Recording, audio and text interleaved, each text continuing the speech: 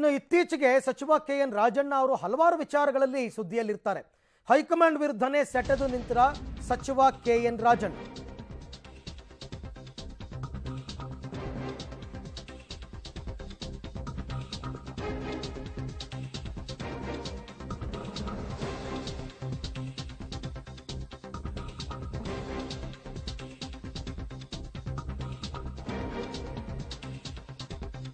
Okay, high command ವಿರುದ್ಧ ಸೆಟೆದು ನಿಂತರ K N Rajanna ಅವರು. ಯಾಕೆಂದ್ರೆ ಬಿಜೆಪಿಯ ಮುದ್ದಹನುಮೇಗೌಡಗೆ ಟಿಕೆಟ್ ಘೋಷಣೆ ಮಾಡಿದ್ದಾರೆ ತುಮಕೂರಿಂದ.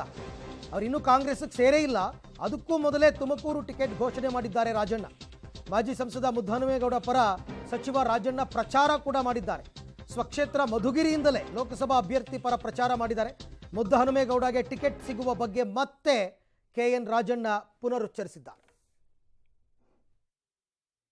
ಮಾತಿಗೆ ಗೌರವ ಕೊಟ್ಟು ಅದರಿಂದ ಅದೇನಿಲ್ಲ. ಈಗ ಮಾತ್ರ ಮುಂದೆ ನಾನು ಕಾಂಗ್ರೆಸ್ಗೆ ಪಾರ್ಲಿಮೆಂಟ್ಗೆ ಕ್ಯಾನ್ವಾಸ್ ಮಾಡಕ್ಕೆ ಬರೋದು, ಕಾಂಗ್ರೆಸ್ಗೆ ಓಟ್ ಹಾಕಿ ಈಗಲೇ ಹೇಳ್ತಾ ಇದ್ದೀನಿ. ತಿರ್ಗಾ ಆಮೇಲೆ ಅದೇನು ಹೇಳಿಲ್ಲ ಅಂತ ಮಾಡ್ಬಿಟ್ಟಿಲ್ಲ.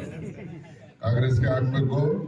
ಕಾಂಗ್ರೆಸ್ ಅಲ್ಲಿ ನಾವು ಇವತ್ತಿನ ತೀರ್ಮಾನದಲ್ಲಿ ಮೇಲ್ನೋಟಕ್ಕೆ ಮುದ್ದಹನುಮೇಗೌಡರು ಮತ್ತೆ ಬರಲು ಅವಕಾಶ ಇದೆ. ಮತ್ತೆ ಕಾಂಗ್ರೆಸ್ ಹೈಕಮಾಂಡ್ ಕೂಡ ತೀರ್ಮಾನ ಮಾಡ್ತಾರೆ, ಆದಷ್ಟು ಜಾಗ್ರತೆ.